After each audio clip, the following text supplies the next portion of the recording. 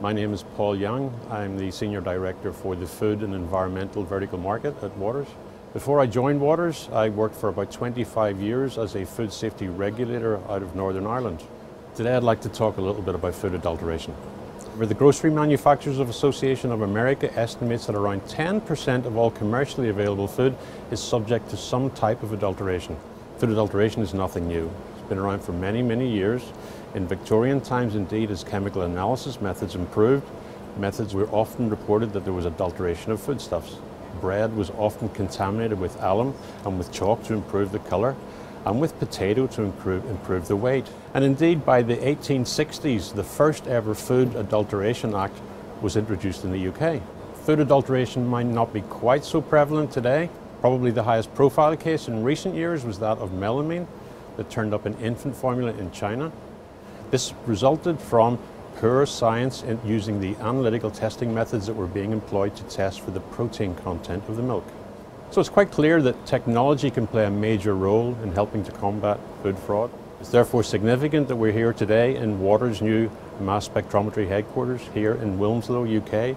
It's opened within the last few weeks. Some of the mass spectrometry technology that we have here can play a very significant role. For example, the atmospheric solids analysis probe has been used by water scientists to develop very, very rapid methods, maybe less than 2 minutes, for the detection of melamine in milk. Also, it has been used to detect the substitution of vanillin by synthetic vanillin for economic purposes. So some of these technologies can really develop some very quick and easy to use methods of analysis. Another high profile case can be found in the recent occurrence of horse meat substitution for beef here in the UK and in other parts of Europe. In this case, it might not be a food safety issue per se. However, when one considers that horses are often treated with the non-steroidal phenylbutazone, something that's not allowed in food-producing animals, it can become a food safety issue. In this case, the scientists need to be able to detect phenylbutazone at very low limits of detection, something that's not typically possible with a photodiode array detector. However, the recently introduced QDA detector from Waters combines the mass detection capabilities and sensitivity that goes along with that, along with the ease of use of a PDA, and allows those scientists to be able to detect the phenylbutazone and other veterinary drugs at very low limits of detection. Another very challenging example is that of passion flower teas.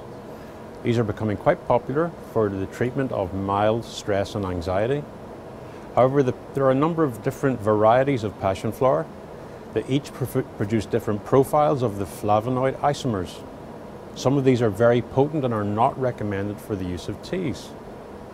However, using the SYNAP HDMS, scientists here at Waters have been able to separate these flavonoid isomers according to their ion mobility, and on the basis of this are able to differentiate which passion flower was used to produce the tea. Clearly, food fraud remains a major issue. The fraudsters are becoming increasingly sophisticated, and science and the scientists must also adapt to stay ahead of the perpetrators of these crimes. We at Waters are developing a range of different solutions that food manufacturers can employ in order to protect their brand.